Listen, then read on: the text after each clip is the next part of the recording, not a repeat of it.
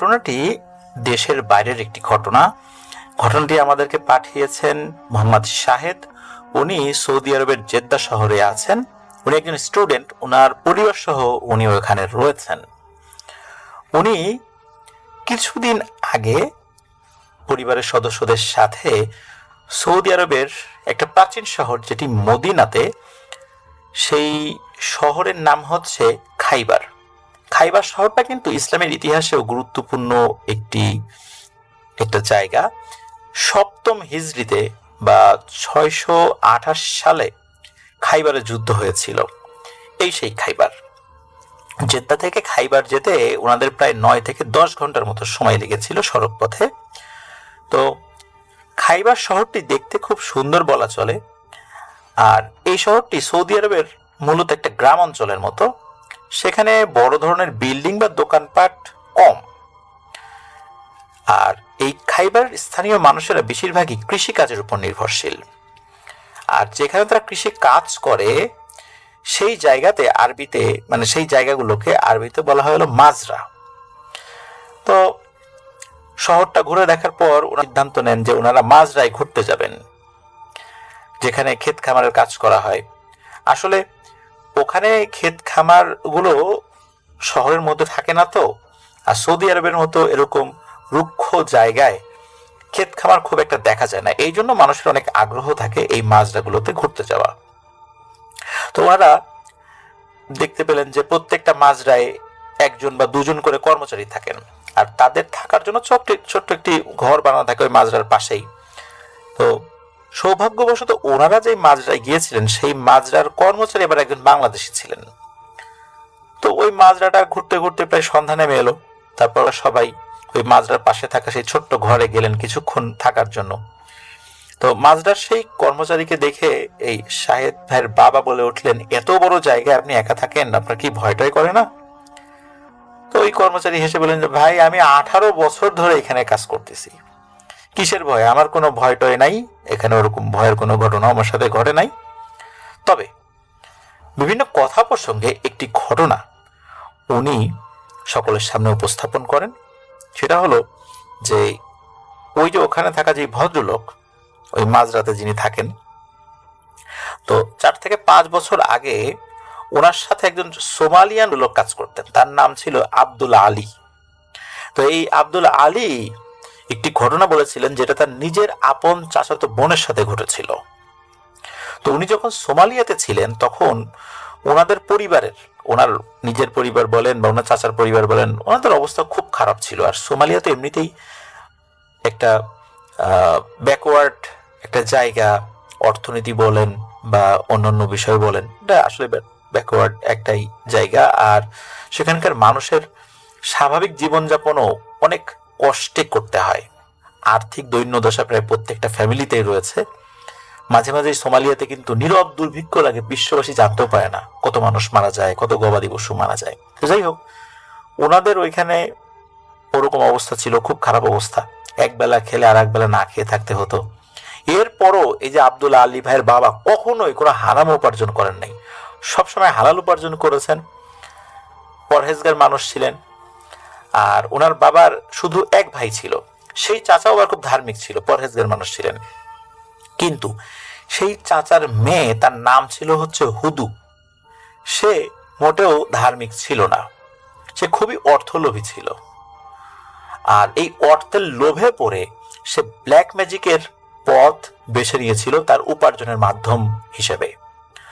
তো যখন এই আব্দুল আলীর চাচা যখন জানতে পারলো যে হুদু এই কাজ করছে, তখন হুদুকে ঘর থেকে বের করে দিল। হুদু এরপর রাগে, ক্ষোভে, কষ্টে আরো হিংস্র হয়ে ওঠে। কিন্তু এই হুদু কিন্তু কখনোই কুফরি কালাম বা এই ব্ল্যাক ম্যাজিকের পথ ছাড়েনি। এভাবে দিন যেতে থাকে, বছরের পর বছর চলে যায়। একদিন কি হয়, হঠাৎ এই যে হুদুর ছোট ভাই, মানে এই আব্দুল আলীর চাচাতো ভাই, এই ছেলেটাকে খুঁজে পাওয়া যাচ্ছে না। পুরো এলাকা তন্ন তন্ন করে খুঁজেও তাকে পাওয়া যায় না। খোঁজাখুঁজির 1 মাস পর আশা ছেড়ে দেয়া হয়। সবাই ধরেই নিয়েছিল বাচ্চা ছেলেটি মারা গেছে। সোমালিয়াতে তো বিভিন্ন ধরনের সমস্যা রয়েছে, জাতিগত বিভিন্ন দাঙ্গা হয় সেখানে, তারপর সেখানকার আইন শৃঙ্খলার অবস্থা তো খুব বেশি ভালো না, যে কোনো সময় যে কোনো মানুষকে মেরে ফেলে এমন একটা অবস্থা। অনেকে বিভিন্ন বাচ্চাদেরকে ধরে নিয়ে সোমালিয়ান যে সমস্ত জলদস্যু থেকে শুরু করে বিভিন্ন বিদ্রোহী গোষ্ঠীতে কাজে লাগিয়ে দেয় জোরপূর্বক, আর ফেরত আসার উপায় থাকে না, সেখানে যুদ্ধে মারা যায়। তো ওরা ধরে নিয়েছিল যে এরকম কিছুই হয়তো বা হয়েছে। তো ছেলেটি নিখোঁজ হওয়ার 5 মাস পর হুদু বাড়িতে ফেরত আসে। দীর্ঘ 4 বছর পর, মানে ছেলেটি নিখোঁজ হওয়ার 5 মাস পর হলেও সে প্রায় 4 বছর পর নিজ বাড়িতে ফেরত এসেছে। কিন্তু হুদুকে দেখে কোনো উপায় নাই তাকে চেনার। তার পরনে ছিল দামি দামি পোশাক, শরীরে দামি দামি গহনা। তাকে দেখে মনে হচ্ছিল সে অনেক ধনী পরিবারের কোনো সন্তান। তার এই অবস্থা দেখে তো ঘরের লোকজন তাকে নানান প্রশ্ন করা শুরু করে দেয়। হুদু একে একে সব বলতে থাকে যে তোমরা যখন আমাকে ঘর থেকে বের করে দাও, আমি এই শহর থেকে অনেক দূরে চলে যাই। সেখানে গিয়ে আমি এক বড় তান্ত্রিকের সন্ধান পাই। আমি তো টুকটাক ব্ল্যাক ম্যাজিকের কাজ শিখেছিলাম, আর সেই তান্ত্রিকের বাড়িতে থেকে আমি দীক্ষা লাভ করি। আর এরপরে আমি বিভিন্ন ব্ল্যাক ম্যাজিকের কাজ করি। এই দেখো আমার কত টাকা, আমার টাকা, গাড়ি, বাড়ি কোনো কিছুর অভাব নাই। তোমরা চলো আমার সাথে, এত কষ্টের জীবন আর দরকার নাই। আমি অনেক টাকার মালিক, আরামে এসে বাকি জীবন থাকবা। হুদুর এসব কথা শুনে হুদুর মা বলল, দরকার হলে আমরা না খেয়ে মারা যাব, কিন্তু তোর এই অভিশপ্ত সম্পদের কানা করিও আমরা ভোগ করব না। এ কথা শুনে হুদু রাগে ঘর থেকে বের হয়ে যায়। সে কোথায় চলে গিয়েছে কেউ জানে না, তাকে কেউ খোঁজ করার চেষ্টাও করেনি। এভাবে কেটে যায় আরো 4টি বছর। একদিন হুদুর মা মারা যান। পরিবারে নেমে এলো শোকের ছায়া। একটা সন্তান কতটা নিষ্ঠুর হলে তার মাকে শেষবারের মতো দেখতে এলো না। আসলে তার কাছে খবর যাই নাই, হয়তো এই জন্য দেখতে আসে নাই। কয়েক মাস পর সবকিছু আবার স্বাভাবিক হয়ে যায়, স্বাভাবিকভাবে চলতে থাকে। হঠাৎ কেউ একজন খবর নিয়ে এলো যে হুদু খুব অসুস্থ, সে হয়তো আর বেশি দিন বাঁচবে না। এই খবর পেয়ে এই যে আব্দুল আলী, ওনার বাবা, তারপর ওনার চাচা মানে হুদুর বাবা যিনি, এরা সবাই সেই লোকের সাথে তার দেখানোর ঠিকানা নিয়ে হুদুর বাসায় যায়। দূর থেকে হুদুর বাড়ি দেখে মনে হচ্ছে এটা কোনো রাজপ্রাসাদ হবে। ভেতরে ঢুকতে ওনারা একটু শঙ্কিতই ছিলেন যে আসলে কি এটা হুদুর বাড়ি। যাই হোক, তারা ভেতরে ঢুকলেন। ঢুকে দেখলেন যে বিশাল বড় বড় রুম, কিন্তু একটা ছোট্ট রুমের এক কোনায় হুদু পড়ে আছে। তাকে দেখেই মনেই হচ্ছিল না এই সেই কোটি কোটি টাকার মালিক হুদু। আজকে তার কি ভয়ানক অবস্থা, কোথায় তার কোটি কোটি টাকা? তার শরীর পচে দুর্গন্ধ বের হচ্ছে। অবস্থা এমন ছিল, মানুষ মারা যাওয়ার পর মানুষের শরীর যেভাবে নষ্ট হয়ে যায়, পোকায় ধরে যায়, হুদুর শরীরও ঠিক একইভাবে নষ্ট হয়েছে। শরীরে পোকা জন্ম নিয়েছে, শরীরে পোকাগুলা কিলবিল করছে। আর সেই পোকাগুলো যখন কামড় দিচ্ছিল, হুদু যন্ত্রণায় চিৎকার করছিল। হুদুর এই অবস্থা দেখে হুদুর বাবা কান্নায় ভেঙে পড়ে। হুদুর চিৎকার করে বলছিল, বাবা আমাকে বাঁচাও। এমন অবস্থায় কি করা যায়? কিন্তু হুদুর বাবা জানতেন, হুদুর যেহেতু ব্ল্যাক ম্যাজিকের পথ বেছে নিয়েছিল, এটা কোনো ডাক্তারি বিদ্যায় ভালো হবে না। দেরি না করে উনি মসজিদ থেকে একজন ইমাম সাহেবকে নিয়ে আসেন। ইমাম সাহেব এসে খুব ভালো মতো হুদুকে পর্যবেক্ষণ করেন। তারপর 1 সপ্তাহ সময় নেন বিষয়টা বুঝার জন্য।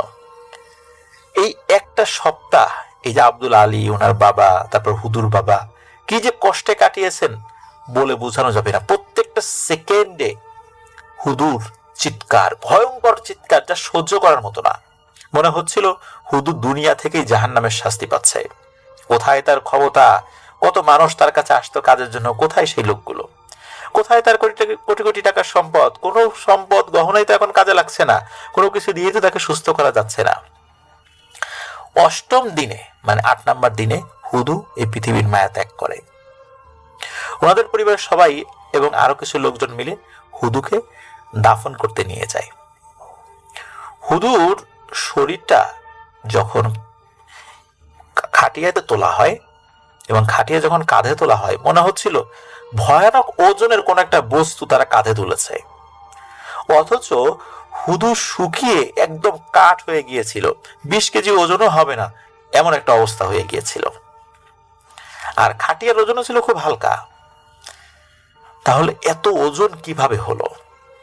যাই হোক, হুদুকে কবরে শোয়ানো হয়, দাফন কাফন করা হয়, এরপর সবাই ওখান থেকে চলে আসে। ইমাম সাহেব কিছু কথা বলতে চান হুদুর পরিবারের যারা সদস্য ছিল তাদের সাথে। তো কথাগুলো এমন ছিল যে এই যে ইমাম সাহেব উনি ওনার জিনদেরকে দিয়ে অনেক কষ্ট করে কিছু তথ্য সংগ্রহ করতে পেরেছেন। সব তথ্য সংগ্রহ করতে পারেননি, তবে মৌলিক কিছু তথ্য সংগ্রহ করেছিলেন। উনি বলেন যে আপনার মেয়ে হুদু খুবই ভয়ঙ্কর কালো জাদুতে পারদর্শী ছিল এবং তার যে কোনো কালো জাদু বাস্তবায়ন করার জন্য সরাসরি ইফরিত শ্রেণীর জিনের সাথে তার চুক্তি হয়েছিল। ইফরিত শ্রেণীর জিন জাতির মধ্যে সবচাইতে শক্তিশালী এবং দুষ্টু প্রকৃতির। এই ইফরিতের সঙ্গে তার চুক্তিটা এমন ছিল যে এই হুদু দুনিয়াতে যা চায় সবই পাবে, কিন্তু তার বদলে হুদুকে তার প্রিয় মানুষকে বলি দিতে হবে, যে কোনো একজনকে। তখন ইমাম সাহেব বলেন, আপনাদের কি মনে আছে আপনাদের বাড়ি থেকে একটা ছোট্ট ছেলে হারিয়ে গিয়েছিল? সেই ছেলেটি ছিল হুদুর ছোট ভাই। আসলে সে হারিয়ে যায়নি, সে বলি শিকার হয়েছে নিজের বোনের কারণে। এই হুদু তার নিজের ছোট ভাইকে এই ইফরিদের কথা মেনে নিয়ে সুকৌশলে তাকে বাড়ি থেকে নিয়ে এসে বলি দিয়েছে। আর এই বলি দেওয়ার পর তার জীবনে শুধু সফলতার সফলতা। আর এই ইফরিত জিনটি ছিল অত্যন্ত চালাক। একদিন অমাবস্যার রাতে ইফরিত এসে হুদুকে দেখা দেয় এবং বলে, হুদু যা যা চেয়েছে সবই তো তাকে দিয়েছে, এখন আরো একটা জিনিস হুদুকে দিতে হবে। তখন নাকি হুদু বলে, তোমার তো যে চাওয়া ছিল সেটা আমি দিয়েছি। তখন বলে, না, আরো একটা চাওয়া আছে, দিতে হবে। বলে, কি সেটা চাওয়া? বলে, এবার তোমার জীবনকে দিতে হবে। এটা শুনে হুদু খুব ক্ষিপ্ত হয়, বলে, আমার জীবন দিয়ে দেব মানে? তুমি অন্য কিছু চাও। কিন্তু বলে ওই জিনটা বলে, না, তোমার জীবনটাই আমার প্রয়োজন। তখন হুদুর সাথে তার বাক বিতণ্ডা হয় এবং খুব ক্ষিপ্ত হয়ে ওই জিনটি ওখান থেকে চলে যায় এবং হুদুকে মেরে ফেলার হুমকিও দিয়ে যায়। এই ইফরিত জিনটা এত সহজে কাউকে নাকি মারে না। সে এই হুদুকে তিলে তিলে মেরে কষ্ট দিয়েছে। এই মেয়েটি জীবিত থেকেও মৃতদের মতো তার শরীর পচে গিয়েছে, অঙ্গ প্রত্যঙ্গ শরীরের বাইরে ভেতরে সব জায়গায় পচে গিয়েছিল, তবুও তার জীবনটা বের হচ্ছিল না, শরীরে পোকা ধরে গিয়েছিল। এভাবেই এই মেয়েটি শেষ হয়ে যায়। মূলত এই ইফরিদের তথ্যটা নেওয়া অত্যন্ত কঠিন ব্যাপার ছিল, যার কারণে 7 দিন অতিবাহিত হয়ে গিয়েছিল, আর 8ম দিনে হুদু মারাও গিয়েছিল। তো এগুলো বলে হুজুর চলে যান। তার কথা শুনে সকলের মাথায় তো আকাশ ভেঙে পড়ে যে আসলে কি করছে হুদু। হুদুর জন্য দোয়া করা ছাড়া আর তো কোনো উপায় নাই, আল্লাহ যদি তাকে ক্ষমা করেন। হুদুর বাড়িটা ওরকম ছিল, ওনারা কিছুদিন ওই বাড়িতে ছিলেন। তো এই আব্দুল আলীর চাচা মানে হুদুর বাবা একদিন মাগরিবের আজানের কিছুক্ষণ আগে গিয়েছিলেন হুদুর কবর জিয়ারত করতে। হুদুর কবরটা যেখানে দিয়েছিলেন তারা, আশেপাশে আর কোনো কবর ছিল না, জায়গাটা খুব নির্জন ছিল, ওখানে লোকজন খুব যায়ও না, আর ওখানে লোকজন তো বেশি থাকেও না, অনেক কম মানুষ থাকে, অনেক দূরে দূরে এক একটা বাড়ি আর কি। তো হুদুর কবরের কাছে গিয়ে হুদুর বাবার রক্তহীন হয়ে যায়। তিনি দেখতে পান তার মেয়ের লাশটি মাথা থেকে কোমর পর্যন্ত কবরের বাইরে বেরিয়ে আছে। হুদুর বাবা কান্নায় ভেঙে পড়েন, চিৎকার করে আল্লাহর কাছে বলতে লাগেন যে, ইয়া আল্লাহ, আমার মেয়ের গুনাহগুলো তুমি আমার উপর দিয়ে দাও, তাও আমার মেয়েকে ক্ষমা করে দাও। পৃথিবীতে শুধু বাবা মাই তার সন্তানের জন্য এমন কথাটি বলতে পারেন। এরপর আরো লোকদেরকে ডাকা হয়, আবার লাশটি কবর থেকে তোলা হয়, আবার হুদুকে নতুন করে জানাজা দিয়ে দাফন করা হয়। এরপর স্বাভাবিক হয়ে যায় সবকিছু। এভাবেই হুদুর জীবন শেষ হয়, আর হুদু নিজের জীবন দিয়ে পৃথিবীবাসীর জন্য রেখে যান এক অনন্য শিক্ষা। আর সেই শিক্ষা হচ্ছে যে জিনদের সাথে চুক্তি করে জিনদেরকে দিয়ে অনেক কিছু পাওয়া যায় পৃথিবীতে, কিন্তু সেটা একটা নির্দিষ্ট সময় পর্যন্ত। এরপরে ওই জিন আপনাকেই চেয়ে বসবে, আপনার জীবন নিয়ে নেবে, তখন সবকিছু পড়ে থাকবে। আর দিতে না চাইলে ভয়ানক বিপদ। আর জিন যদি আপনার জীবন নাও নেয়, মালাকুল মউত আল্লাহর নির্দেশে তো আপনাকে ছাড়বে না। আর সেই মৃত্যুটা অনেক কঠিন ভাবে হবে। দুনিয়া আখিরাত সব জায়গায় ভয়ানক আযাব অপেক্ষা করছে। পবিত্র কোরআন আল্লাহ তো বলেই দিয়েছেন, যিনি জাদুবিদ্যার আশ্রয় নেবেন তার আখিরাতে তার কোনো অংশই নাই। আমরা না বুঝেও কিন্তু জাদুটনার আশ্রয় নিচ্ছি প্রতিনিয়ত। পরীক্ষায় পাশ করব, হুজুরের কাছে গিয়ে বললাম বা কোন তান্ত্রিকের কাছে গিয়ে বললাম পরীক্ষায় পাশ করিয়ে দেন। স্বামী স্ত্রীর মধ্যে বনিবনা হচ্ছে না, তাবিজ করে স্বামী স্ত্রীর মধ্যে ভালোবাসা সৃষ্টি করতে হবে। কোনো একটা ছেলে বা মেয়ে একে অন্যের প্রেমে পড়েছে, দুইজনের কেউ একজন হয়তো বা মেনে নিচ্ছে না বা সে তাকে পছন্দ করছে না, মেয়ে চলে গিয়েছে তান্ত্রিকের কাছে অথবা ছেলে চলে গিয়েছে তান্ত্রিকের কাছে যে আমার মনের মানুষকে চাই। এর পরিণতিটা কি হবে আমরা কিন্তু কেউ ভেবে দেখি না। সাময়িকভাবে কিছু একটা হতে পারে, কিন্তু এর পরিণতি ভালো না। দুনিয়া আখিরাত দুটাই বরবাদ হয়ে গেল। কিন্তু এরপর ছোটখাটো অসুবিধায় তো আমরা হর হামেশাই তান্ত্রিক, কবিরাজ, পীর, ফকির এদের কাছে যাচ্ছি। আমরা কি জানি যে উনি কোন পদ্ধতিতে আমাদেরকে ট্রিটমেন্ট করছেন? উনি ব্ল্যাক ম্যাজিকের আশ্রয় নিয়ে যে করছেন না। আমরা তো বড় বড় দাড়ি পাগড়ি দেখেই ভক্তিতে গদগদ হয়ে যাচ্ছি যে আল্লাহর একজন কামেল বুজুর্গ ব্যক্তি তিনি, কিন্তু উনি কোন পদ্ধতিতে ট্রিটমেন্ট করে আপনাকে ভালো করলেন এটা কিন্তু উনি আমাদেরকে বলেন না। অনেক ট্রিটমেন্ট গোপন রাখেন, আল্লাহর নাম নেন, খুব ভালো ভালো কথা বলেন, আমরা তো মনে করছি আল্লাহর কালাম দিয়ে করছেন, কিন্তু আপনারা বা আমরা কি ভেতরে গিয়ে দেখার সুযোগ আছে উনি আসলে কি কাজটা করেছেন? এই জন্য বি কেয়ারফুল প্রিয় লিসেনার্স, ভরসা আল্লাহর উপর থাকবে। আল্লাহর ইচ্ছা হয়েছে বলেই ব্ল্যাক ম্যাজিক আমার উপর কাজ করেছে। আল্লাহ যদি ইচ্ছা না করতেন ব্ল্যাক ম্যাজিক কাজ করতো না। আর আল্লাহ যখন ইচ্ছা করবেন এই ব্ল্যাক ম্যাজিকের কাজও বন্ধ হয়ে যাবে। পৃথিবীর কেউ আমাদেরকে ক্ষতি করতে পারবে না, ভরসা আল্লাহর উপর থাকবে। আল্লাহ আমাদেরকে হেফাজত করুন এই ধরনের বিপদ আপদ থেকে, বদনজর থেকে, ব্ল্যাক ম্যাজিক থেকে। আর সর্বাবস্থা আল্লাহর উপর ইয়াকিন রেখে, বিশ্বাস রেখে তার কাছে সাহায্য চাওয়ার তৌফিক যেন আল্লাহ আমাদেরকে দান করেন, সেই ইমানি শক্তি আমাদেরকে দান করেন। তা না হলে আমরা একটা বিপদ থেকে বাঁচতে গিয়ে আখিরাতের ভয়ানক বিপদে পড়ে যাব। তারপর জাদুটনা হলে শরিয়ার সম্মত রুকিয়া রয়েছে, সেগুলো তো করতে হবে। আল্লাহ আমাদেরকে বুঝ দান করুক। প্রিয় লিসেনার্স, খুব সাবধান, হুদু কিন্তু আমাদের জন্য একটা শিক্ষণীয় উদাহরণ হয়ে থাকলো। আমি জানি না ঘটনা আপনাদের কতটুকু ভয় লেগেছে, কিন্তু শিক্ষণীয় ঘটনা প্রচারে আমাদের Afnan the horror world YouTube channel সর্বদা বদ্ধপরিকর। আমরা নিছক বিনোদনের জন্য এই চ্যানেলটা আপনাদের সামনে উপস্থাপন করছি না। প্রতিনিয়ত ঘটনাগুলোর মাধ্যমে ভয় এবং শিক্ষা যেন থাকে, সেটাও আপনাদের কাছে পৌঁছে দেয়া আমাদের অন্যতম একটা লক্ষ্য। এখন যে ঘটনাটি আপনাদের সাথে শেয়ার করব, এই ঘটনাটি আমাদেরকে যিনি পাঠিয়েছেন উনি একজন রেমিটেন্স যোদ্ধা ভাই। ওনার নাম মোহাম্মদ নয়ন মিয়া। ওনার বাড়ি কুড়িগ্রাম জেলার রৌমারী উপজেলার রৌমারী ইউনিয়নে। সঙ্গত কারণে উনি ওনার গ্রামের নামটি উল্লেখ করেননি। আর ঘটনাটি ওনার নিজের সঙ্গেই ঘটে যাওয়া ঘটনা।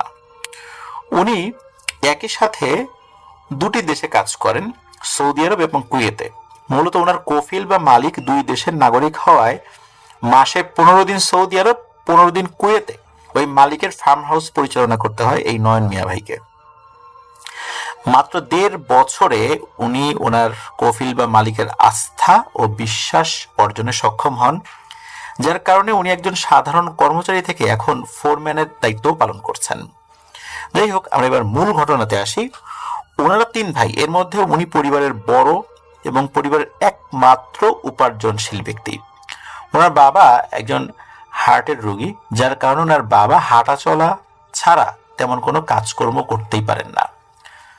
এই কারণে পরিবারের সমস্ত দায়িত্ব নেমে আসে ওনার কাঁধে। সে সময় ওনার বয়স মাত্র 17 বছর। কোন রকমে এসএসসি পরীক্ষা দিয়ে লেখাপড়া ওখানেই সমাপ্ত করেন। হাতের কোনো কাজ জানা না থাকায় পড়ে যান এক মহাবিপদে। এক পর্যায়ে বাধ্য হয়ে ওনাদের দুটো গরু বিক্রি করে এবং আত্মীয় স্বজনদের কাছ থেকে ঋণ করে একটি নতুন গ্যাস চালিত সিএনজি কিনে ফেলেন। 2019 সালের শুরুর দিকে সিএনজি নিয়ে জীবন যুদ্ধে নেমে পড়েন। উদ্দেশ্য একটাই, ওনার পরিবারকে অভাবের ছোবল থেকে রক্ষা করা। এরপরে করোনার প্রভাব চলে আসলে কিছুটা অসুবিধা হয়েছিল, তবে তেমন কোনো অসুবিধায় ওনাদেরকে পড়তে হয়নি। 2021 সালের মাঝামাঝি পর্যন্ত সবকিছু ঠিকই ছিল। 2021 সালের জুন মাসের কোনো একদিন ঘটে যায় দুঃখজনক এক ভয়ঙ্কর ঘটনা। ওনাদের রৌমারী উপজেলা থেকে বকশীগঞ্জ, জামালপুর, শেরপুর, ময়মনসিংহ, টাঙ্গাইল, মধুপুর এগুলোর উদ্দেশ্যে সিএনজি প্রাইভেট কার বাস সবসময় চলাচল করে। প্রতিদিনের মতো সেদিনও উনি সিএনজি স্ট্যান্ডে যান। গাড়িতে 5 জন যাত্রী নিয়ে দুপুর 12টা নাগাদ শেরপুরের উদ্দেশ্যে রওনা দেন। দুপুর হওয়ায় সে সময়ের রাস্তা মোটামুটি ফাঁকা ছিল। শেরপুর অনেক দূরের পথ, রৌমারী থেকে শেরপুর যেতে হবে এবং যাত্রী নিয়ে আবার রিটার্ন রৌমারীতে ফেরত আসতে হবে। আসা যাওয়া 300 কিলোমিটারের মতো রাস্তা। সে কথা ভেবে উনি ওনার গাড়ির স্পিড তুলেছিলেন 120 কিলোমিটার বা তার উপরে বা কাছাকাছি আর কি। স্ট্যান্ড থেকে 5 কিলোমিটার দূরে দড়িপাড়া নামক একটা জায়গায় ওনারা প্রবেশ করেন। তো ওখানে আসল গ্রামের নামটা বলা হয়নি আর কি, বলেননি সঙ্গত কারণে। তো গাড়ি ছুটে চলছে আপন গতিতে। এদিকে কি হচ্ছে, এক বৃদ্ধ লোক রাস্তার পাশে একটা গাছে উঠেছে গাছের শুকনো ডাল সংগ্রহের জন্য। ওই বৃদ্ধ লোকটির নাম হচ্ছে জলিল উদ্দিন। এমন সময় হঠাৎ করে ওই বৃদ্ধ লোকটি মানে ওই জলিল চাচা গাছ থেকে পাকা রাস্তার উপর ঠাস করে পড়ে যান। ওই সময়ে ওনার গাড়ির স্পিড 120-এর মতো ছিল। উনি ওই সময় ব্রেক করলেও গাড়িটা যেহেতু গতিতে ছিল ঠিক জায়গায় ব্রেক হয়নি। এই নয়ন মিয়া ভাইয়ের গাড়ির ডান চাকা এই জলিল চাচার পেটের উপর দিয়ে চলে যায়। যেহেতু গাড়ির ভিতরে যাত্রী ছিল, গাড়ির ওয়েটও বেশি ছিল, যার ফলে এই জলিল চাচার পেট ফেটে একটা জায়গা দিয়ে কিছুটা নাড়ি ভুড়ি বের হয়ে এসেছিল। তো এই ঘটনা ঘটলেও এই জলিল চাচা তখনও বেঁচে ছিলেন এবং রাস্তার উপর ছটফট করছিলেন। তখন নয়ন মিয়া উনি ওখান থেকে পালিয়ে যেতে পারতেন, কিন্তু সেটা না করে উনি ওখানে গাড়ি ব্রেক করেন এবং ভয়ে ভয়ে ওই জলিল চাচার কাছে ছুটে যান। ততক্ষণ আশপাশ থেকে লোকজনও ছুটে আসছে, কেউ কেউ তো ওনাকে মারার জন্য উদ্যত হলে অন্যরা তাদেরকে থামিয়ে দেয়। লোকজন জলিল উদ্দিন চাচাকে ধরাধরি করে ওনার গাড়িতেই তুলে দেয়। এই জলিল চাচার বড় ছেলের নাম ছিল নুরুল আমিন। এই নুরুল আমিন এবং তার এক প্রতিবেশী ওনার গাড়িতেই উঠে বসেন। দ্রুত হসপিটালে নিয়ে যাওয়ার জন্য রওনা হয়ে যান সবাই। তো এই নয়ন মিয়া উনিও সাথে সাথে গাড়ি ইউটার্ন নিয়ে রৌমারী সদর হসপিটালের দিকে রওনা দেন। গাড়ি ছুটছে ফুল স্পিডে, কিন্তু এই নয়ন মিয়ার নজর বারবার ওনার লুকিং গ্লাসের দিকে যাচ্ছে, অর্থাৎ পেছনে জলিল উদ্দিন চাচার দিকে যাচ্ছে। জলিল উদ্দিন চাচা তো মৃত্যুর আত্মনাদ নিয়ে বারবার ছটফট করছেন আর ভয়ঙ্কর দৃষ্টিতে মাঝে মাঝে এই নয়ন মিয়ার দিকে তাকাচ্ছেন। শুরুতে তো ওনাকে চিনতেন না এই নয়ন মিয়া। এই ওনার নাম জলিল উদ্দিন, তারপর তার ছেলের নাম এই নুরুল আমিন, এগুলো তো পরে জেনেছেন আর কি। ঘটনার বিষয়টা সুবিধার্থে আমরা শুরু থেকেই নামটা বলছি আর কি। তো যাই হোক, ওই এই জলিলউদ্দিন চাচা মৃত্যুর আর্তনাদ দিয়ে বারবার তার দিকে তাকাচ্ছেন আর লুকিং গ্লাসে ওই জিনিসটা দেখতে পাচ্ছেন, কারণ তার মাথা তো এক পাশে ছিল, তো ওনাকে তো বসিয়ে রাখা হয়নি, কোলের উপর শুইয়ে রাখা হয়েছিল। তো মনে হচ্ছে ওনার চোখে মুখে রাগ ক্ষোভ এই নয়ন মিয়ার দিকে একদম উনি ঝেড়ে ফেলছেন। কারণ আসলে তো ওনার প্রচন্ড কষ্ট হচ্ছিল, পেট ফেটে নাড়ি ভুড়ি বের হয়ে গেছে, ওনার ছেলে এক হাত দিয়ে সেটা ধরে রেখেছেন, কি ভয়ানক একটা সিচুয়েশন। আর এই জলিলউদ্দিন চাচাও বুঝতে পারছিলেন যে এই নয়ন মিয়া তাকে বারবার দেখছে। আসলে মৃত্যুর যন্ত্রণা কতটা যে কঠিন নিজের চোখে না দেখলে বিশ্বাসই করা যায় না, এই বিষয়টি নয়ন মিয়া আমাদেরকে জানিয়েছেন। তো সকলের সামনেই ছটফট করতে করতে চরম রাগ ক্ষোভ এবং ভয়ঙ্কর মৃত্যু যন্ত্রণা নিয়ে এই জলিল চাচা হঠাৎ নিস্তেজ হয়ে পড়েন। গাড়িতে থাকা সকলেই বুঝতে পারলেন যে জলিল চাচার প্রাণ বেরিয়ে গেছে। কিছুক্ষণের মধ্যে এই হসপিটালে পৌঁছেও গেলেন ওনারা। ধরাধরি করে জলিল চাচাকে হসপিটাল বেডে শুইয়ে দিলেন। ততক্ষণে ডাক্তার এসে হাজির। ডাক্তার পরীক্ষা নিরীক্ষা শুরু করলেন। ডাক্তার গম্ভীর স্বরে বলে উঠলেন যে উনি মারা গেছেন। এই কথা শোনার পর যখন এই নয়ন মিয়া জলিল চাচার দিকে তাকান, তখন দেখতে পান যে এই জলিল চাচা তো উনি মারা গিয়েছেন, প্রচন্ড যন্ত্রণা নিয়ে মারা গেছেন। চোখে মুখে সেই যন্ত্রণা সেটা বোঝা যাচ্ছিল। কিন্তু এই নয়ন মিয়া যখন তার চোখের দিকে তাকিয়েছেন, মনে হচ্ছে জলিল চাচা ওনার দিকে তাকিয়েছেন ভয়ঙ্কর দৃষ্টিতে। তো এমনিতেই উনি একটা অপরাধ বোধে ভুগছিলেন, একটা মানুষের গায়ের উপর দিয়ে গাড়ি উঠিয়ে দিয়েছেন, যদিও বা ওনার করার কিছু ছিল না। তো যাই হোক, যখন ওই ভয়ঙ্কর দৃষ্টিটা উনি ফিল করেছেন নিজের মনের মধ্যে, এরপরে উনি সেন্সলেস হয়ে যান। এরপরে ওনার আর কিছু মনে নাই। ওনার জ্ঞান ফিরতেই দেখেন ওনার এক পাশে ওনার কিছু বন্ধু বান্ধব, আর এক পাশে ওনার মা বাবা আর কিছু আত্মীয় স্বজন বসে আছেন। তো উনি তাদেরকে বলে ওঠেন যে আমি কোথায়, আমার কি হয়েছিল, আমার গাড়ি কোথায়, আর যিনি মারা গেছেন সে কোথায়। ওই সময় ওনার মা বলে ওঠেন, তুমি এখন হাসপাতালে, তুমি 3 দিন যাবত সেন্সলেস হয়ে এই হসপিটালে পড়ে আছো, আর তোমার গাড়ি থানার পুলিশ নিয়ে গেছে, পুলিশ হেফাজতেই আছে। আর জলিল চাচাকে 2 দিন আগে দাফন করা হয়েছে। মূলত তখন জানা যায় ওনার নাম জলিল চাচা, ওনার ছেলের নাম নুরুল আমিন। তো 7 দিন পর এই নয়ন মিয়া কিছুটা সুস্থ হলে ওনাকে হসপিটাল থেকে বাসায় নিয়ে আসা হয়। আর এই যে জলিল চাচা মারা গেলেন, ওনার পরিবার থেকে কোনো মামলা করা হয়নি, এই মামলার কেউ বাদী হয়নি। এই কারণে এই নয়ন মিয়ার বিরুদ্ধে এবং ওনার গাড়ির বিরুদ্ধে কোনো আইনি পদক্ষেপ নেওয়া সেভাবে সম্ভব হয়নি। এর 10 দিন পর এই নয়ন মিয়া এবং ওনার এলাকার কিছু লোক গিয়ে ওই থানা থেকে গাড়িটা ছাড়িয়ে নিয়ে আসেন।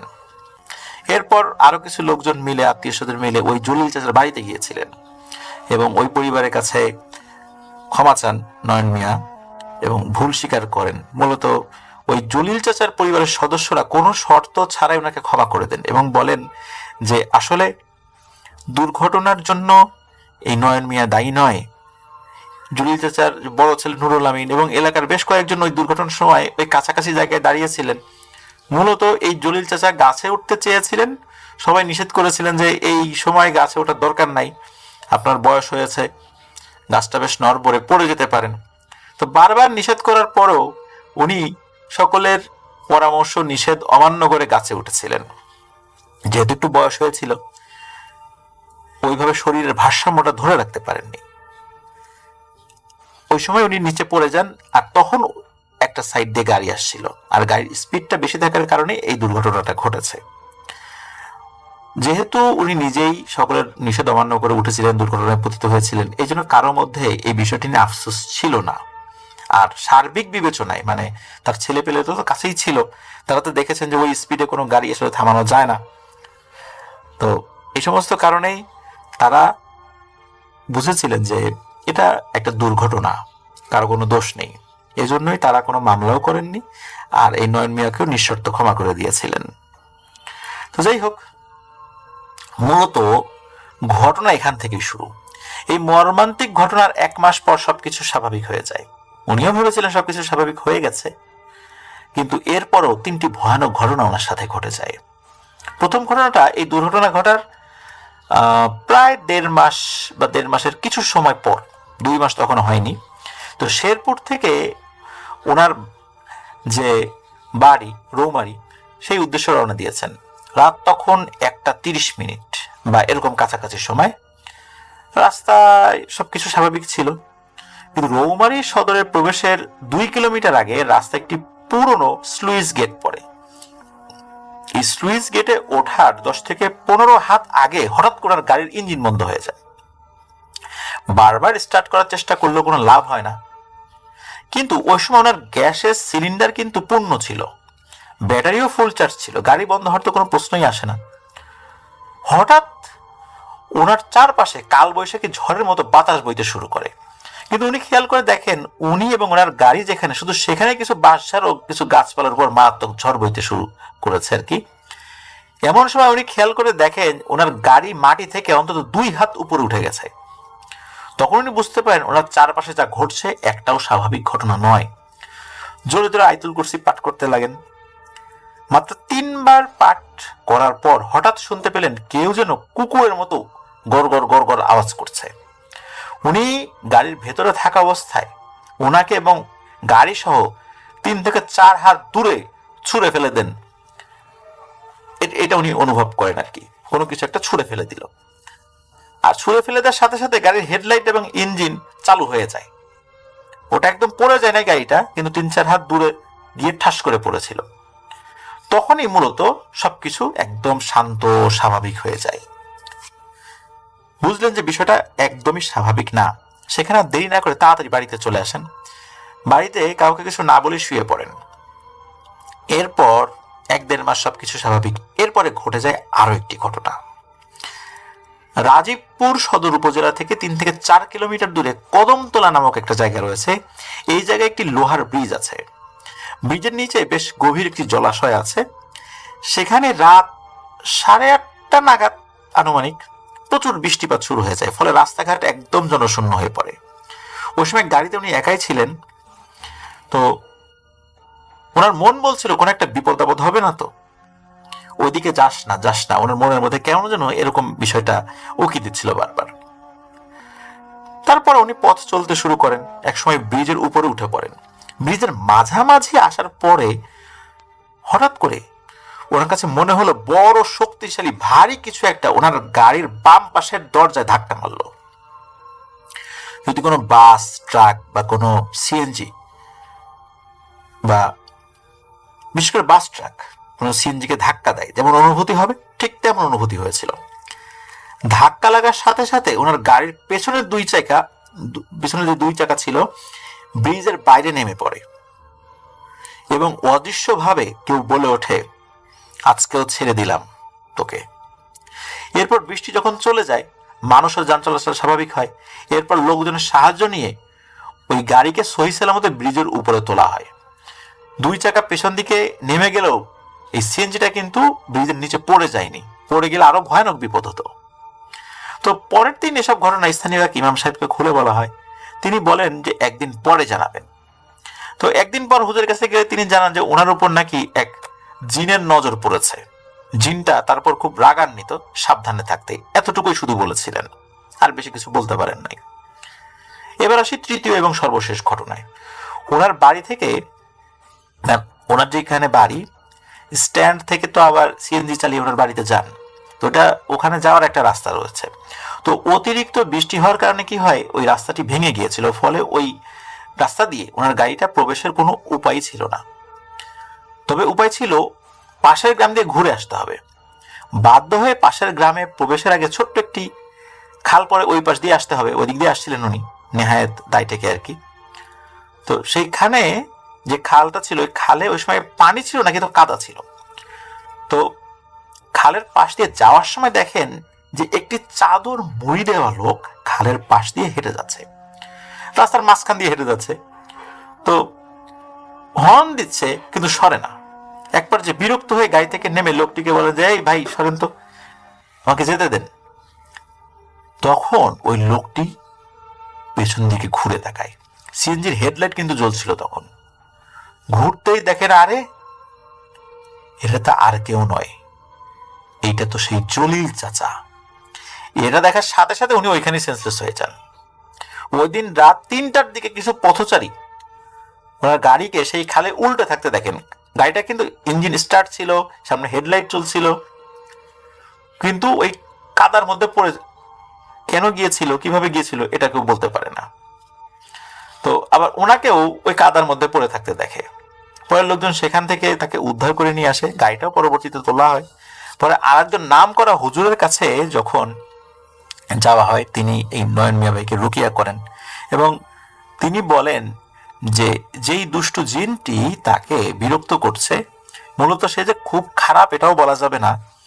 এই জিনটা ওই জলিল চাচার সাথেই ছিল। জলিল চাচার সাথে একটা জিন ছিল। তো এই জিনটা জলিল চাচাকে ওস্তাদ মানত।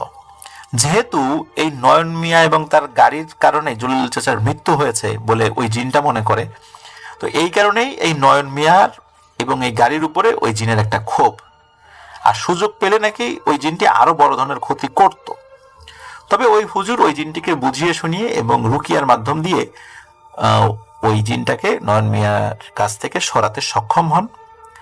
তো এটি ছিল ঘটনা মূলত। প্রিয় লিসেনার্স, আসলে নিজের অজান্তে অনেক ভুল ত্রুটি হয়ে যায়, যার ফলে অনেক বিপদ নেমে আসে। আল্লাহ আমাদেরকে হেফাজত করুন। ধন্যবাদ নয়ন মিয়াকে, চমৎকার ঘটনা শেয়ার করেছেন, আপনার নিজের সাথে ঘটে যাওয়া ঘটনা। আর জলিল চাচার জন্য খারাপ লাগছে, আল্লাহ তাআলা তাকে ক্ষমা করুন। এরকম একটা দুর্ঘটনায় পড়ে কারো মৃত্যু না হোক, এটাই আমরা চাই। আল্লাহ সবাইকে হেফাজত করুন, হঠাৎ বিপদ আপদ থেকে আমাদেরকে রক্ষা করুন। আসসালামু আলাইকুম ডক্টর আলিফ ভাইয়া। আজ আমি আমার জীবনের কিছু বাস্তব এবং অপ্রিয় সত্য ঘটনা আপনাদের মাঝে বলবো। আমার ব্যক্তিগত সমস্যার কারণে আমার পুরো পরিচয় গোপন রাখার জন্য বিনীত অনুরোধ করছি। আমার পরিচয় আমি বলছি না, এবং গ্রামের নাম, থানা, জেলা সবকিছুই তিনি আমাদেরকে দিয়েছেন একটি ভালোবাসার জন্য, এবং এর থেকে এতটা জঘন্য পরিণতি হতে পারে আমার জানা ছিল না। সমস্যাটা আজও চলমান, জানি না এই সমস্যা থেকে আমি কিভাবে মুক্তি পাব। আমার জন্য দোয়া করবেন। আমার জীবনের এই ঘটনাটা একটা ভালোবাসার গল্প থেকে শুরুটা হয় 2015 সালের 15ই আগস্ট একটি অনুষ্ঠানে। পরিবারের প্রতিটা সদস্য সেখানে উপস্থিত ছিল, শুধু আমার আব্বু বাদে, কারণ আমার আব্বু তখনও প্রবাসী। সেদিন বাড়ির সবার অনুরোধে বোরকা ছাড়া অনুষ্ঠানে আমি যাই। ছোটবেলা থেকেই আমার চুল অনেক বড় হওয়ায় সেটা আমার মতো মানুষের শরীরে এত চুল সেটা সবার কাছে আশ্চর্যের বিষয় ছিল। তখন আমি সবেমাত্র ক্লাস 10-এ উঠেছি। আমি অনেক ছোট থেকে বোরকা পরি। অনুষ্ঠানটা ছিল আমার ফুফাতো ভাইয়ের সুন্নতে খতনার। হালকা বৃষ্টি হওয়ার কারণে আর অনেক লোকের ভিড়ের ফলে আমি একটু একা দাঁড়িয়ে বৃষ্টি দেখছিলাম। সেখানে উপস্থিত হয় একটি ছেলে। আমি এক নজর তার দিকে তাকিয়ে আবার বৃষ্টি দেখতে থাকি। 10 মিনিট পর ছেলেটা আমাকে বলে, এত ছোট মানুষের এত বড় চুল কিভাবে সম্ভব? আমি শুধু বললাম, আমি ছোট না, আমি আগামী বছর এসএসসি পরীক্ষা দেব। তারপর সেখান থেকে চলে আসলাম। খাওয়া দাওয়ার পর্ব শেষ হলো। আমি একটু দাঁড়িয়েছিলাম। ছোট থেকে যেখানে আমি যাই না কেন, ব্যাগ আমার সাথে থাকবে, একটি ছাতা থাকবে এবং একটি পানির বোতল থাকবে। এখনো সেই অভ্যাসটা আমার রয়ে গেছে। তো সেই ছেলেটা আবারও এসে বলেছে, এই যে পুচকি মেয়ে, এই কাগজটা রেখে দাও, প্রয়োজনে যোগাযোগ করবে। আমি বললাম, আমি আপনাকে চিনি না, আর কোনো দরকার বা প্রয়োজন পড়বে না আমি আশা করি, আর পড়লে আমি আপনাকে কেন কন্ট্যাক্ট করব? বলল, রেখে দাও। আর আমি কি যে মনে করে রেখে দিলাম। সেখানে ছিল একটা মোবাইল ফোন নাম্বার। সেদিনই প্রথম দেখা এবং প্রথম আলাপ। এরপর আমি ব্যাগে রেখে দিই কাগজটা। প্রায় 2 মাস পর আমার এসএসসি টেস্ট এক্সামের রেজাল্টের দিন ছিল। সেটা ছিল 10ই অক্টোবর। কলম খুঁজে পাচ্ছি না, ব্যাগে কোথাও নেই। পরে ব্যাগটা নিয়ে সব বের করছি। সেই ছোট্ট একটা কাগজের টুকরা, মোবাইল ফোন নাম্বার লেখা দেখতে পেলাম। রেজাল্টের টেনশনে কাগজটা সেখানে রেখে স্কুলে যাই। রেজাল্ট নিয়ে বাড়ি ফিরি। অনেক ভালো রেজাল্ট হয়েছিল আমার। বাড়ি এসে বিকালে মায়ের আড়ালে সেই নাম্বারে ফোন দিই এবং কথা হয় 5 মিনিটের মতো। তাকে সতর্ক করে দিয়েছিলাম, ফোনটা আমার না, আমার মায়ের, তাই সময় করে আমি আপনাকে ফোন করব। সেভাবে আর কথা হলো না। প্রায় 4 মাস পর আমার এসএসসি এক্সামের জন্য দোয়া নেওয়ার জন্য কথা বলেছিলাম। তারপরে আর কথা হয়নি প্রায় 3 মাস। হঠাৎ একদিন অচেনা নাম্বার থেকে ফোন আসে এবং মা ফোনের কাছে না থাকায় আমি রিসিভ করি। দেখি সেই ছেলেটা ফোন করেছে। একটু কথা বলার পর বলল যে আগামী 29শে জুন 9 তারিখে সিঙ্গাপুর চলে যাচ্ছি, আমার জন্য দোয়া করো। তারপর 2 বছর একটানা আমাদের কোনো যোগাযোগ হয়নি। আমিও ব্যস্ত হয়ে পড়ি, কলেজ, প্রাইভেট, আর ছেলেটাও ব্যস্ত তার কাজ নিয়ে। সব কিছু মিলিয়ে আর যোগাযোগ সম্ভব হয়নি। আমিও প্রায় ভুলে গেছিলাম ছেলেটার কথা। আমার আব্বু দেশে আসলো এবং একেবারেই চলে আসলো 11ই অক্টোবর 2018 সাল। আমার জন্য একটা ফোন নিয়ে আসে। আমি 13ই অক্টোবর একটা ফেসবুক অ্যাকাউন্ট খুলি এবং সেই দিনই সে আমাকে ফেসবুকে ফ্রেন্ড রিকোয়েস্ট পাঠায়। কিন্তু আমি প্রথমে চিনতে পারিনি লোকটা কে, কারণ তার আসল নাম দিয়ে আইডিটি খোলা ছিল না। পরে পরিচয় দিল এবং কথা হলো। এরপর থেকে মেসেঞ্জারে প্রতিনিয়ত কথা হতো। তার পরের বছর 26শে জানুয়ারি 2019-এ ছেলেটা ছুটিতে দেশে আসে। তখনও আমাদের মাঝে টুকটাক কথা হতো, আর এভাবেই তখন আমাদের মাঝে একটি ভালোবাসার সম্পর্ক তৈরি হয়। দেখা হয় 28শে মার্চ 2019 সাল। এভাবে কথা বলা এইটাই প্রতিদিনকার রুটিন হয়ে গেল। ছুটি শেষ চলে যাবে, তাই তার সাথে শেষ দেখাটা করে আসি। আর কখনো দেখা হবে না আশা করি। 18ই মে 2019 সালে সে সিঙ্গাপুরের উদ্দেশ্যে বাড়ি থেকে 19 তারিখ চলে যায়, আর তার ফ্লাইট হয় 20শে মে 2019-এ। পরে জানতে পারি সে আমার চাচাতো ভাইয়ের শ্বশুর বাড়ির আত্মীয়। এভাবে 2019 চলে যায়। 2020 সালে করোনাকালীন সময়ে আমার চাচাতো বোনের বিয়ে হয় এবং সে আমার সমবয়সী। প্রথম রমজান রাতে বিয়ে হয়ে যায় আমার চাচাতো বোনের। সেখানে আমরাও কয়েকজন ছিলাম। চাচাতো বোনের হাজবেন্ডের বাবার বন্ধুর ছেলের সাথে আমার বিয়ের কথাবার্তা চলছে এবং আমার যার সাথে সম্পর্ক ছিল তাকে আমি বিষয়টা জানাই যে আমার বাড়িতে এরকম বিয়ের কথা হচ্ছে, আমি কি করব। সে বলে আমি বাড়িতে জানিয়ে দেখি কি করতে পারি, একটু ভরসা রাখো আমার উপর, যেহেতু ছেলেটা বিদেশে তাই একটু সময় লাগবে। ছেলেটা বাড়িতে বলে এবং তার পরিবার তাকে প্রথমে না করে দেয়, কিন্তু আমার কাছে বিষয়টা গোপন রাখে। তার পরিবার আবার জাদুবিদ্যা অনেক বিশ্বাস করে এবং ছেলেটার আপন বড় দুলাভাই বড় একজন কবিরাজ। ছেলেটার পরিবার ছেলেটার কাছ থেকে আমার সব তথ্য নিয়ে শুনেছে। প্রথমে ছবি চেয়েছে, আমার নাম চেয়েছে, বাবার নাম চেয়েছে, মার নাম চেয়েছে, সব নিয়েছে। ছেলেটা আমাকে বলল এবং তার ব্যবহার অনেকটাই পরিবর্তন লক্ষ্য করতে থাকি আমি। 4ই রমজানের ছেলেটা আমাকে বলল, দেখো আমার পরিবারকে কোনোভাবে বোঝাতে পারিনি, আমার আব্বা অন্য জায়গায় কথা দিয়ে ফেলেছে, আসলে তো আমার পক্ষে তোমাকে বিয়ে করা সম্ভব না। আমি প্রচুর কান্নাকাটি করি। যখন নিয়মিত কথা বলতাম তখন সে আমাকে বলতো যে তাকে তার আব্বার পছন্দে বিয়ে করতে হবে, তার মা নাকি তাকে বলে গেছে, তার মা মৃত। 5ই রমজান থেকে সে আমার সাথে তেমনভাবে কথা বলে না, টোটালি যোগাযোগ বন্ধ। কোনোভাবে আমি ছেলেটার সাথে যোগাযোগ করতে পারি না। আমার না আসলে কিছু ভালো লাগতো না, সব মিলিয়ে নিজেকে বেশ একা লাগতো। ঠিক 5 দিন পর 10ই রমজানে রাতে খেয়ে ঘুমিয়েছি। রাত 3টা বাজে আমার হঠাৎ পেট ব্যথা, অসহ্য পেট ব্যথা, কোনোভাবে কমছে না। একসময় সহ্য করতে না পেরে আমি চিৎকার শুরু করি। সবাই তখন খেতে বসবে এমন সময়। তারপর সবাই আমার কাছে আসলো, সব শুনে হাসপাতালে নিয়ে যাওয়ার সিদ্ধান্ত হয়। আমাদের বাজারে সরকারি হাসপাতাল আছে। নিয়ে গেলেও ব্যথার এবং ঘুমের ইঞ্জেকশন দিল। সকাল থেকে মোটামুটি সুস্থ আমি। যেহেতু রমজান মাস, করোনার সময়, সব মিলে বিকালে আমাকে বাড়ি নিয়ে এলো। আমি আরো 5 দিন সুস্থ ছিলাম। তারপর থেকে আজও আমি অসুস্থ।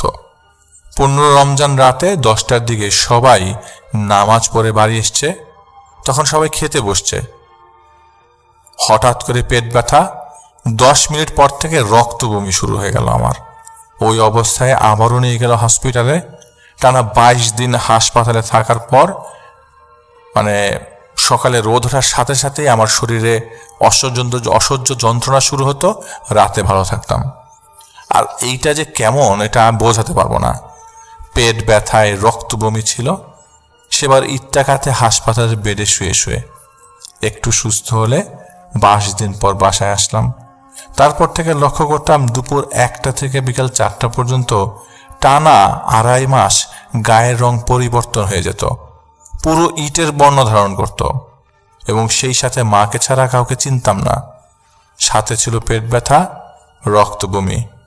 একসময় রক্তের স্বল্পটা কমতে থাকে। আজ রক্ত দিলে আগামীকাল নাই। এভাবে প্রায় কত ব্যাগ ব্লাড দিতে হয়েছে আমার জানা নাই। এভাবে ঈদুল আজহার আগে, ঠিক তারিখটা মনে পড়ছে না যেহেতু সেন্স কোনো কিছুই নেই, কোন এক মঙ্গলবারে ঠিক ভর দুপুরে একজন হিন্দু ধর্মাবলম্বীর বয়স্ক মহিলা কপালে সিঁদুর গায়ে, তার শরীরে ব্লাউজ ছিল না, খালি পায়ে আমাকে ডাকছে কিছু দিয়ে সাহায্য করেন। আর এদিকে আমি রুমের মধ্যে চিৎকার করছি, গায়ে চালা পোড়া করছে, আর বলছি আমি মরে যাচ্ছি। আর গলায় দড়ি দিতে যেতাম, এক কথায় আমি কিছুদিন পর পরই সুইসাইড করতে চাইতাম। আমি তখন গায়ে কোনো কাপড় রাখতে পারতাম না। আমাদের বারান্দায় আমার মা, বড় চাচি আর এক ভাবি বসা। তো সেই মহিলা এসছে, আমার বড় চাচিকে বলছে, তোমাদের বাড়িতে মানুষ পোড়া গন্ধ কেন? আমার চাচি বলে, কোথায়? ওই মহিলা বলছে, আমি মানুষ পোড়া গন্ধ বুঝি। তখন আমার ভাবি বলছে, আমার ননদ অসুস্থ, আপনি শুনতে পাচ্ছেন চিৎকার? তখন ওই হিন্দু ধর্মাবলম্বীর মহিলাটি বলছে, নিয়ে এসো মেয়েটাকে। আমার মা বলছে, আপনি ভেতরে আসেন। তখন মহিলাটা বলে, আমি অনেক বাড়ি ঘুরেছি খালি পায়ে, ঘরে যাব না, তোমার মেয়েটা নিয়ে এসো। তারপর আমাকে মহিলার সামনে নিয়ে বসানো হলো। মহিলা যা বলল আমার মনে আছে। মহিলাটির ভাষ্য মতে, ওকে তো মেরে ফেলছে একটু একটু করে, কিছুদিন পর মেয়েটার যন্ত্রণা সহ্যের বাইরে চলে যাবে, ও আত্মহত্যা করে বসবে। তারপর মহিলাটা বলল, একটা স্টিলের গ্লাসে পানি নিয়ে এসো, আমি পরে দিচ্ছি, আর এক্ষুনি খাবে। উনি পরে দিলেন, আমি খেলাম, আর বলল, আমাকে 1 কেজি চাউল দাও। আমার মা দিল, সেই মহিলাটা চলে গেল।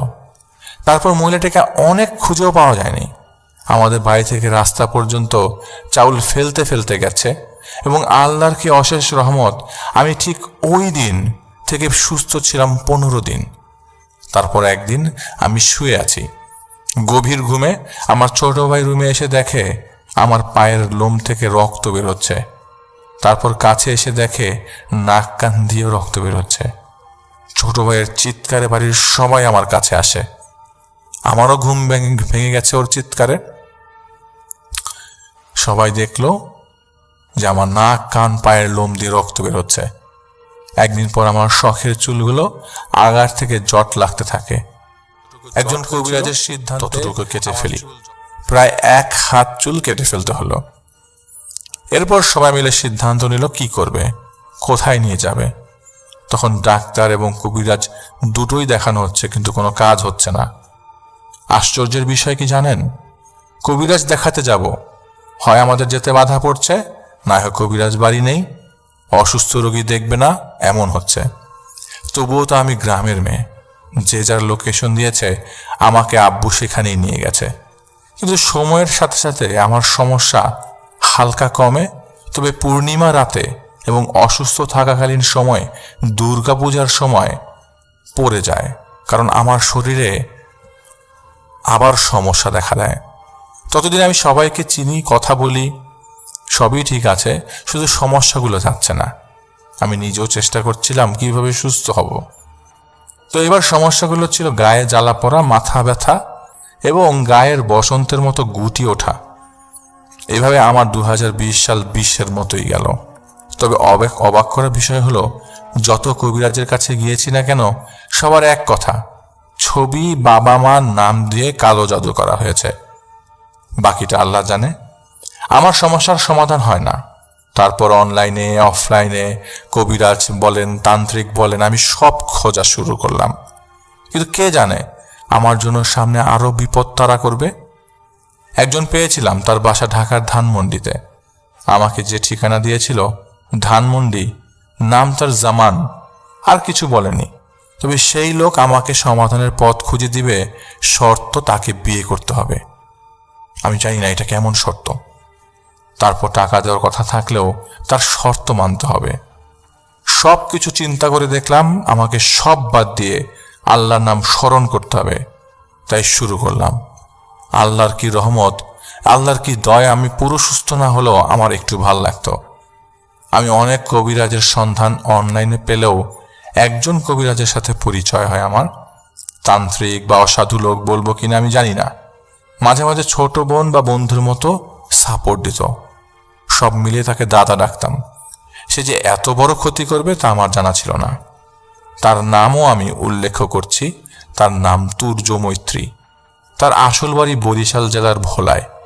বর্তমানে ঢাকাতে তার বাসস্থান। তার নানা বা দাদু ছিলেন খুলনার বিখ্যাত কালো জাদুকারী তান্ত্রিক বা সাধক, তার নাম জানি না কি বলছে, মনে নেই। অবশ্যই সে দাদু বা নানু মারা গেছে। তিনিও আমাকে বিয়ে করার কথা বলে এবং নানাভাবে আমাকে প্রেশার দিতে থাকে, বলে বিয়ে করো, না হলে আমাকে কখনো আমার স্বামীর সংসার করতে দিবে না। মজার বিষয় কি, ওই সমস্যার পরে আজও আমার কোনো বিয়ের প্রস্তাব আসেনি। সব মিলিয়ে সিম বন্ধ করে দিয়েছিলাম প্রায় 8 মাস। তারপর সিম অন করি। ততদিনে ওই তুর্য নামের লোকটা নিজেকে শক্তিশালী করতে ভারতের যেখানে তন্ত্র সাধনার কাজ হয়, এক কথায় কামরূপ কামাখ্যা গিয়েছেন। সেখান থেকেই আমার সাথে যোগাযোগ করার চেষ্টা করছিল, কিন্তু লোকটা ব্যর্থ হয়েছিল। কিছুদিন আগের ঘটনা, সিম তো আর চেঞ্জ করিনি, তাই জুলাই মাসে যোগাযোগ করেছিল এবং তারপরই আমার সাথে ঘটে অদ্ভুত কিছু ঘটনা।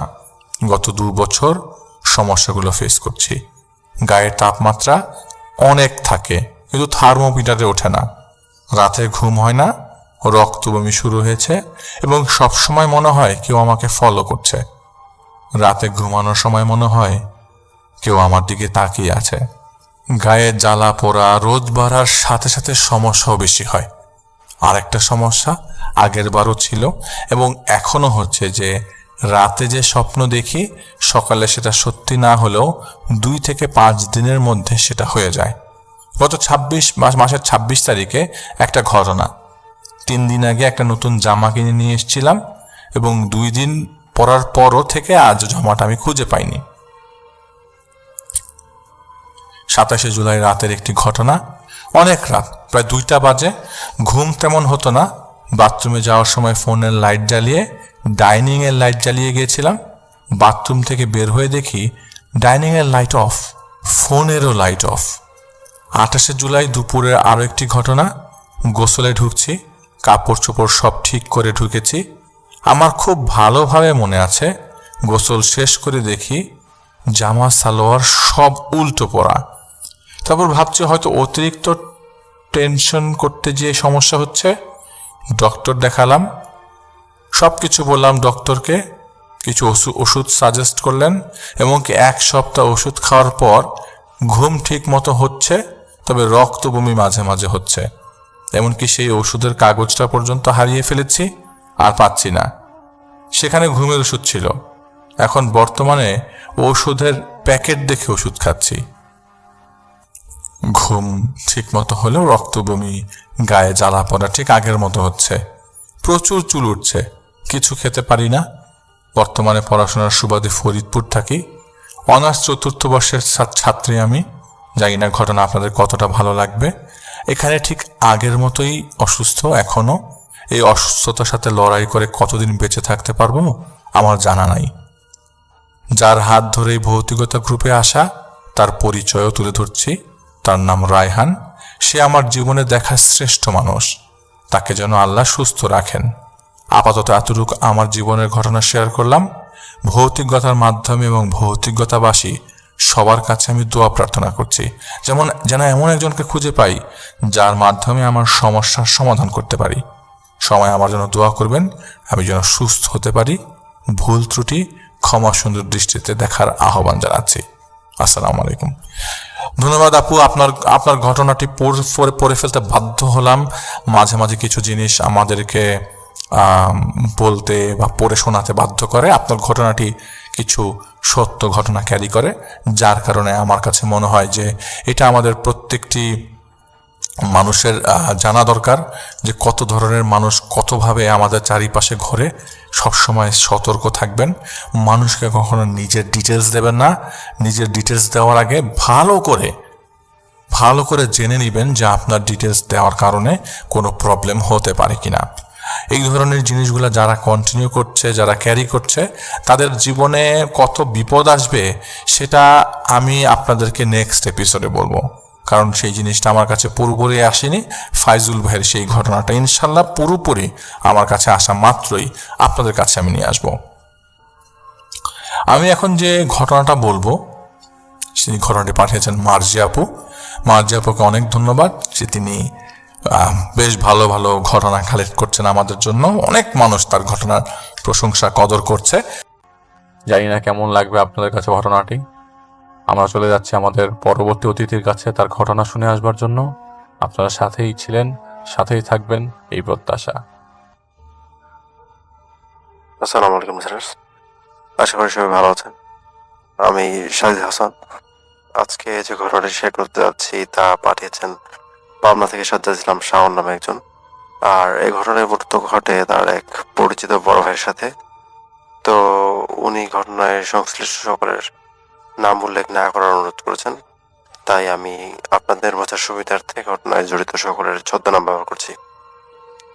তো ধরে নেওয়া যাক যে ঘটনা যার সাথে ঘটে তার নাম জিহাদ এবং তার ফ্রেন্ডের নাম রনি। তো এটা 2008 সালের কোন এক শীতকালের ঘটনা। জিহাদ ভাই তার বার্ষিক পরীক্ষা শেষ করে বাড়িতে বসে অলস সময় পার করছিলেন। তো এমন সময় তিনি ভাবেন যে এই বন্ধ সময়টাতে আসলে কি করা যায়।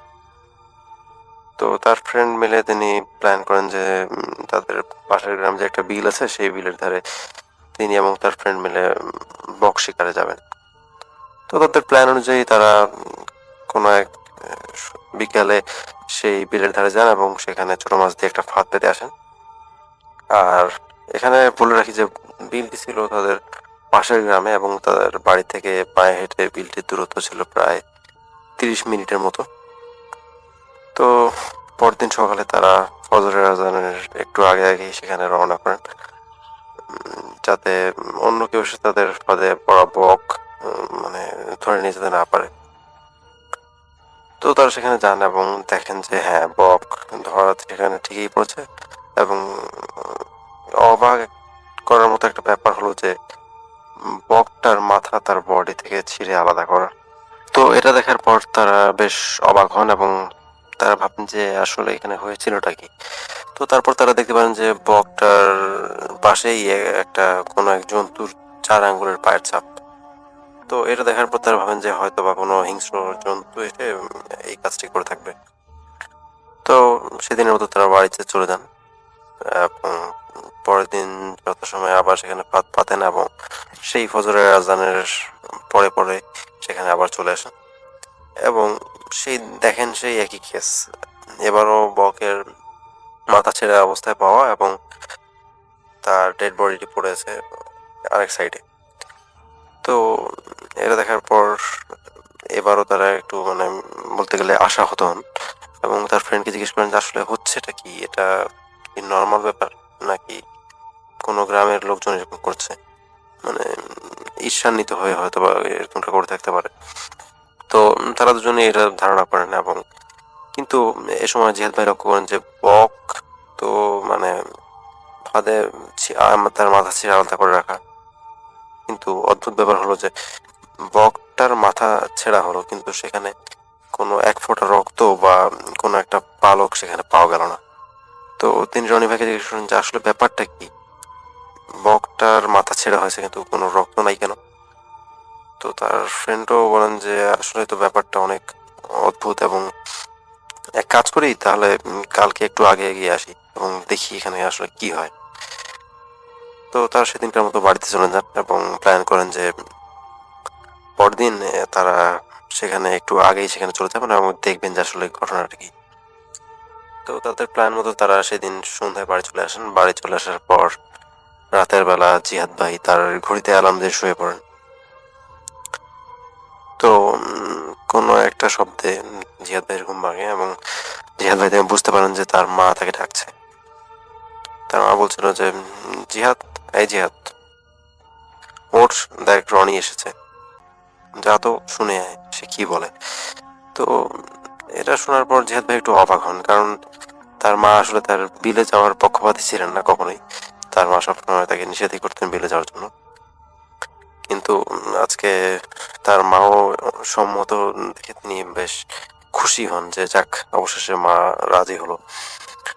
তো তিনি খুশি মনে বের হন এবং ফ্রেশ হয়ে বের হওয়ার পর তার 2 ব্যাটারির একটা টর্চ ছিল, সেই টর্চটা সাথে নেন এবং বারান্দায় বেরোনোর পর দেখেন যে তাদের উঠোনের এক সাইডে একটা ছায়ামূর্তি লক্ষ্য করা যাচ্ছে। তো তিনি সেদিকে এগোনোর পর দেখেন যে হ্যাঁ সেটা রনি ভাই। তো তারা দুজন মিলে রওনা করেন। তো তারা দুজনে সেই বিলের উদ্দেশ্যে রওনা করার পর হাঁটতে থাকেন। এক সময় হাঁটতে হাঁটতে প্রায় এমনটা হচ্ছিল যে রনি ভাই বারবার জিয়াদ ভাইকে ক্রস করে চলে যাচ্ছেন এবং বারবার তাকে জিয়াদ ভাইকে বেশ বেগ পেতে হচ্ছিল রনি ভাইকে ধরতে। তো জিয়াদ ভাই একটু অবাক হন যে রনি ভাই কখনোই এত জোরে হাঁটতেন না এবং রনি ভাই আসলে একটু স্থূলকায় থাকায় এবং এত জোরে হাঁটা তার পক্ষে সম্ভবও ছিল না। তো তিনি অতটা ব্যাপারটা আমলে নেন না, তিনি হাঁটতে থাকেন। তো তার বারবার মনে হচ্ছিল যে জিয়াদ ভাইকে তিনি হারিয়ে ফেলছিলেন এবং আশপাশ থেকে উধাও হয়ে যাচ্ছিল। তো আর বারবার টর্চ লাইট দিয়ে তাকে খুঁজে বের করতে হচ্ছিল। তো এটা তিনি ভাবেন যে হয়তো কুয়াশা খুব, তাই হয়তো এমনটা হচ্ছে। যাক, ব্যাপার না। তো এভাবে তারা হাঁটতে হাঁটতে এক সময় 20 মিনিটের মতো পথ পার করেন এবং পার করার পর জিহাদ ভাই কিছু একটা মনে করে তার হাতটা যায় তার সোয়েটারে এবং সোয়েটারের পকেটে তিনি দেখেন যে কিছু একটা তার হাতে বাঁধে। তো তিনি সেটা বের করে দেখেন যে তার ঘড়ি। তো ঘড়িটা তিনি বের করেন এবং ঘড়িতে সময় দেখেন তখন ঘড়িতে আসলে বাজছিল রাত 2টা। তো এটা দেখার পর জিয়াদ ভাই একটু চমকে ওঠেন এবং রনি ভাইকে ডাকতেন যে এই রনি দেখ তো, ঘড়িতে তো এখন দেখাচ্ছে কেবল 2টা। তো জিহাদ ভাই একটু থমথমে সরে বললেন যে আরে দূর, কি নাকি 2টা কেন বাঁচতে যাবে, মেশিনারি জিনিস হয়তো বা নষ্ট হয়ে গিয়েছে। তো জিহাদ ভাই ভাবেন যে হ্যাঁ, মা যেহেতু রেখে দিল তাই যে এখন তো 2টা বাজার কথা না, অবশ্যই ফজর আজান দিল বলে। তো তিনি আবার রনি ভাইয়ের পিছু পিছু হাঁটতে থাকেন। তো এভাবে হাঁটতে কিছু দূর যাওয়ার পর আবার জিহাদ ভাইয়ের মনে হয় যে রনি ভাই এবার শূন্যে ভেসে যাচ্ছেন। তো এটা দেখে তিনি একটু ভয় পান প্রথমে, তারপর তিনি ভাবেন যে না, কুয়াশা অনেক বেশি, তাই মনে হচ্ছে মাটিতে পা নেই। তো তিনি আবার হাঁটতে থাকেন। তো এভাবে হাঁটতে তারা এক সময় বিলের পাড়ে পৌঁছে যান এবং রনি ভাই প্রথমে গিয়ে সেই ফাঁদের ওখানে যান এবং সে বলে রাখি যে ফাঁদটা ছিল মূলত হাঁটু পানিতে এবং হাঁটু পানিতেই আসলে এটা পাতা হতো। তো রনি ভাই প্রথমে নেমে যান এবং জিহাদ ভাই টর্চ নিয়ে তার পিছনে পিছনে চলে যান। তো জিহাদ ভাই যখন হাঁটু পানিতে নামেন তো তিনি একটু তার পায়ের দিকে লক্ষ্য করে চলছিলেন যে আসলে পাটা কোথায় ফেলছেন পানিতে। তো এমন সময় তিনি সামনে দেখেন যে রনি ভাই আসলে সেখানে ছিল না। তো এটা দেখার পর জিহাদ ভাই আশপাশ থেকে খোঁজা শুরু করেন এবং খুঁজতে হঠাৎ তার পেছনে যখন তাকান তখন দেখা যায় রনি ভাই সেখানে দাঁড়িয়ে, কিন্তু তার সাইজটা ছিল একেবারে নর্মাল মানুষের থেকে অস্বাভাবিক রকম বেশি। তিনি দেখে যেটা বলেন যে প্রায় 8 থেকে 9 ফুট তার হাইটটা হয়ে গেছিল। এটা দেখার পর জিহাদ ভাই প্রচন্ড ভয়ে শিউরে ওঠেন এবং কি করবেন সে ভেবে পান না। তারপর তার মনে আসে যে তিনি মনে মনে দৌড় পড়ার চেষ্টা করেন, কিন্তু মানে তার কিছুতেই কিছু মনে আসছিল না এবং যখন তিনি জোরে জোরে দৌড় সেসব পড়ার চেষ্টা করেন তার মনে হচ্ছিল তার জিভ বেঁধে যাচ্ছে বা মুখ জড়িয়ে আসছে এরকম কিছু। তো এক সময় সেই মানে অবয়বটার সাথে, অবয়ব আসলে না, আসলে সেটা মানে রনি ভাইয়ের তিনি বর্ণনা দিয়েছেন। তারপর যেটা হয় যে সেই মানে রনি ভাইয়ের যে আকৃতি নেওয়া যে বস্তু সেটা মানে একটা বীভৎস আকার ধারণ করে যখন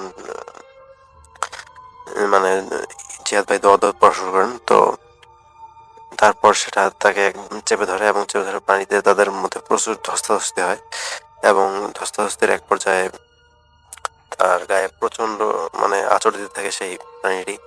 তো এভাবে অনেক কিছুক্ষণ যাওয়ার পর জিহাদ ভাইয়ের আর কিছু মনে থাকে না, তিনি অজ্ঞান হয়ে যান। তো তার যখন জ্ঞান ফেরে তখন তিনি নিজেকে তার বিছানায় আবিষ্কার করেন এবং দেখেন যে তার মা পাশে দাঁড়িয়ে এবং তার সেই জ্বর আসলে তার মূলত 7 দিন পর্যন্ত ছিল। তো তিনি এরপর তার মাকে জিজ্ঞেস করেন যে আসলে তোমরা আমাকে কোথায় পেলা। তো তার মা বলে যে তোকে আসলে সেই বিলের ধারে পাওয়া গেছিল। তো কতবার তো নিষেধ করলাম যে চাস না, তাও তো তুই আমার নিষেধ শুনলি না, তুই তো তাও গেলি। তো জিহাদ ভাই এবার বলেন আরে মা তুমিও আবার কি না কি বলা শুরু করছো, কেন তুমি না আমাকে সেদিন ডেকে দিলা। তো তার মা বলে যে কি সব বলিস, আমি কেন তোকে ডেকে যাবো? সেদিন তো বিকাল থেকে না আমার একটু মাথা ব্যথা ছিল, তাই আমি মানে সন্ধ্যার দিকে ঘুমের ওষুধ খেয়ে শুয়ে পড়েছিলাম এবং পরদিন সকালে একটু দেরি করে ঘুম থেকে উঠি। তো এটা শোনার পর জিহাদ ভাই একটু মানে ভয় পেয়ে যান এবং তিনি বলেন যে এটা কিভাবে সম্ভব, আর আমাকে তাহলে তোমরা পেলা কিভাবে? তো তার মা বলেন যেটা সেটা হলো যে যে মানে সেই সময় মানে বিলের ধার দিয়ে যে রাস্তা ছিল, রাস্তার ধার দিয়ে একটা মানে রাখাল যাচ্ছিল। সে রাখালটা আসলে কোনো এক সমস্যায় পড়েই সে তার মালিকের মানে বাড়িতে যাচ্ছিল। তো সেখানে দেখে যে নদীর পাড়ে কোনো কিছু একটা প্রচন্ড ধস্তাধস্তি হচ্ছে এবং তাই সে সেখানে ছুটে যায় এবং সেখানে ছুটে যাওয়ার পর দেখা যায় কোনো একটা বামন আকৃতি কোনো একটা জিনিস বস্তু সেখান থেকে কিছুটা দৌড় দিয়ে মানে উড়ে চলে যায় আকাশের দিকে। তো তারপর সেখানে জিহাদ ভাইকে সে উদ্ধার করে এবং বাড়িতে দিয়ে যায়। তো ঘটনা এইখানে। তারপর জিহাদ ভাই রনি ভাইয়ের বাসা যান এবং রনি ভাইয়ের মার কাছে জানতে পারেন যে রনি ভাই আসলে সেদিন মানে সন্ধ্যার দিকেই তার মামা সহ কোনো এক মানে জরুরি প্রয়োজনে তার মামা বাড়িতে চলে গিয়েছিল এবং পরদিন বিকেলে সেখানে এসেছিল। কাজেই রনি ভাইয়ের সেখানে থাকার কোনো যৌক্তিকতা নেই। তো এটা শোনার পর জিহাদ ভাই আরো ভয় পান এবং তিনি মূলত তারপর থেকে আর বিলমুখী হননি। আর ঘটনা মূলত এই পর্যন্তই। তো জিহাদ ভাইয়ের শরীরের আসলে এখনো সেসব আঁচড়ের দাগ আছে এবং তিনি এখনো সেই ঘটনাটা বললে প্রায় আঁতকে ওঠেন। আর তো আলী ভাই এই ছিল ঘটনা। আর দর্শকদের ধন্যবাদ এতক্ষণ মনোযোগ দিয়ে ঘটনাটি শোনার জন্য। আর আলী ভাই আপনাকে অসংখ্য ধন্যবাদ এই ঘটনাটি আমাকে শেয়ার করার সুযোগ দেওয়ার জন্য। তো ধন্যবাদ সাজিদ হাসান ভাই আপনাকে আপনার ঘটনার জন্য।